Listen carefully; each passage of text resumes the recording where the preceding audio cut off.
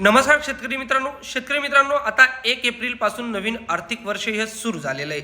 तुम्हीही जरी महा-डी-बी-टी पोर्टलवर कोणत्या कृषी यांत्रिकरण योजनेसाठी अर्ज केला असेल तर तुमच्यासाठी अत्यंत महत्त्वपूर्ण अपडेट कृषी विभाग महाराष्ट्र शासन यांनी दिलेली।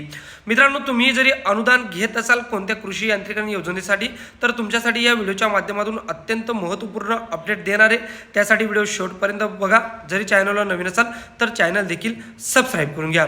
मित्रांनो महा-डी-बी-टी पोर्टलवर शेतकरी योजना वरील आता अनुदान तुम्हाला आधार संलग्न खात्यामध्ये जमा होणार आहे। हो मित्रांनो तुमच्या आधार कार्ड सोबत जे बँक अकाउंट लिंक असणार आहे तर त्याच्यावर आता अनुदान हे जमा केलं जाणार आहे। तर बघा शेतकरी मित्रांनो 31 मार्च रोजी कृषी विभाग महाराष्ट्र शासन यांचं हे परिपत्रक आहे। याच्यामध्ये ते म्हणत आहे की कृषी यांत्रिकरण योजनेअंतर्गत आधार बेस अप्रूव्हल पद्धतीने अनुदान अदा करण्याबाबत जो महत्त्वपूर्ण निर्णय तर तो महत्त्वपूर्ण निर्णय कृषी विभाग महाराष्ट्र शासन यांनी घेतलेला आहे।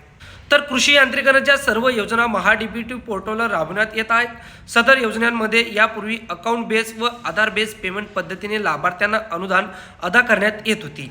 केंद्र शासनाने अकाउंट बेस पेमेंट पद्धतीऐवजी फक्त आधार बेस पेमेंट पद्धतीने लाभार्थ्यांना अनुदान अदा करण्याबाबत संदर्भीय पत्रान्वये सूचना या राज्य सरकारांना दिलेल्या आहेत। या संदर्भात लाभार्थ्यांना केल्या जाणाऱ्या खाते आधारित अकाउंट बेस देयकाची प्रक्रिया 1 एप्रिल 2026 पासून PFMS द्वारे केली जाणार नाही याची खात्री करावी। तरी दिनांक 1 एप्रिल 2026 पासून सर्व लाभार्थ्यांची अनुदान अदा करण्याची जी पद्धत आहे तर ती आधार बेस अप्रूव्हल घेऊनच करावी। म्हणजे आता ज्या शेतकऱ्यांचं अनुदान हे अटकलं असेल किंवा ज्या शेतकऱ्यांना अनुदान कृषी विभाग महाराष्ट्र शासन हे देणार आहे तर त्यांना त्यांच्या आधार कार्ड सोबत जे बँक अकाउंट लिंक आहे तर त्या बँक अकाउंटवर हे अनुदान आता निर्गमित करण्यात येणार आहे। पूर्वी काय होत होतं तर तुम्ही अनुदान मिळवण्यासाठी जे डॉक्युमेंट सोबत येतं ते डॉक्युमेंट सोबत तुम्हाला तुमचा बँक अकाउंटचा जो झेरॉक्स आहे किंवा बँक अकाउंटचा फोटोकॉपी सुद्धा तुम्हाला डॉक्युमेंट सोबत अपलोड करावी लागत होती। त्यामुळे तिथून तुमचा अकाउंट नंबर हा मिळत होता। जे अकाउंट नंबर तुम्ही अपलोड करत होते त्या अकाउंट नंबरला तुमचं पेमेंट हे येत होतं। परंतु आता असं होणार नाही।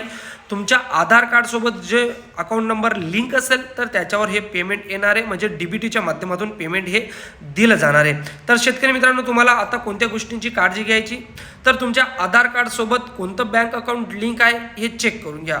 जरी तुमच्या आधार कार्ड सोबत तुमचं कर्ज घेतलेलं बँक अकाउंट लिंक असेल किंवा कोणत्या क्रेडिट कार्डचं बँक अकाउंट लिंक असेल तर हे अनुदान त्या अकाउंटमध्ये निर्गमित झाल्यानंतर ते अनुदान तुमचं मायनस होऊ शकतं। त्यामुळे तुमच्या आधार कार्ड सोबत असं बँक अकाउंट लिंक ठेवा जेणेकरून ते बँक अकाउंटवर कोणत्याही प्रकारचं कर्ज नाही किंवा कोणते थर्ड पार्टी व्यवहार होत नाही। त्याच्याने तुम्ही पर्सनली जे बँक अकाउंट यूज करत असाल तर तेच बँक अकाउंट तुमच्या आधार कार्ड सोबत लिंक ठेवा जेणेकरून जी अनुदानाची मोठी रक्कम तुमच्या अकाउंटवर येईल तर ती कुठेही जाणार नाही आणि प्रॉपर तुम्हालाच मिळेल।